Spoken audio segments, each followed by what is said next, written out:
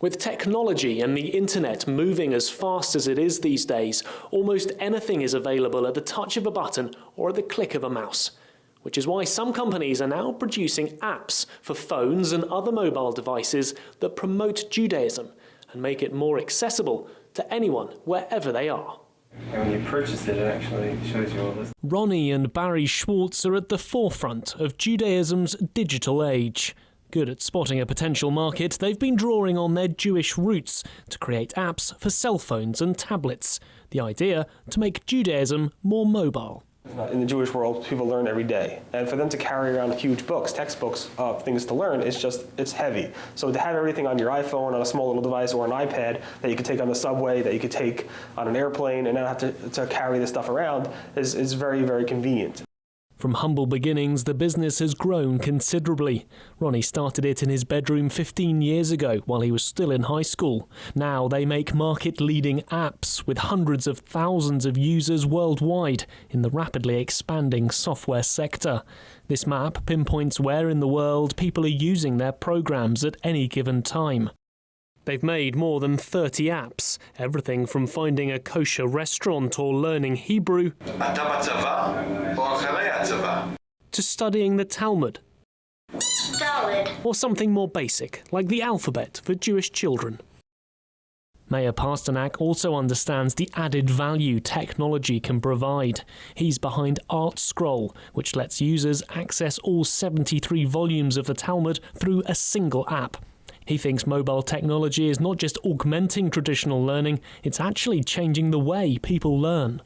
People are expecting different things out of learning and interacting with text in a very different way. The immersive kind of learning that people may have done in the pristine study halls of a couple centuries ago is very different than when someone's sitting on their iPhone or their iPad on a bus in a meeting and they're basically doing snack learning. So you need to be able to give people information very, very quickly, very, very succinctly without them having to look around for it. Indeed, developers believe apps like these are better than books, as they allow users to see more than just words on a page. There's also contextual helps, where you're actually clicking on words and things are popping up right in your face, showing you what the context behind those words really mean. In a paper book, it's hard to get that context because you can't click on things, it doesn't interact with you. It doesn't change based on where you are. There's no dynamic value in terms of a paper copy, whereas with an iPhone or interactive copy, we actually could interact with your hands. It makes a much bigger difference in terms of learning and using those texts. But many ultra-Orthodox Jews are against the internet, with some rabbinic leaders forbidding it altogether, feeling it threatens Judaism. Ronnie at Rusty Brick disagrees. There's nothing in Judaism that says, don't use modern technology to do anything. If anything, there's so many people out there doing good things for Judaism.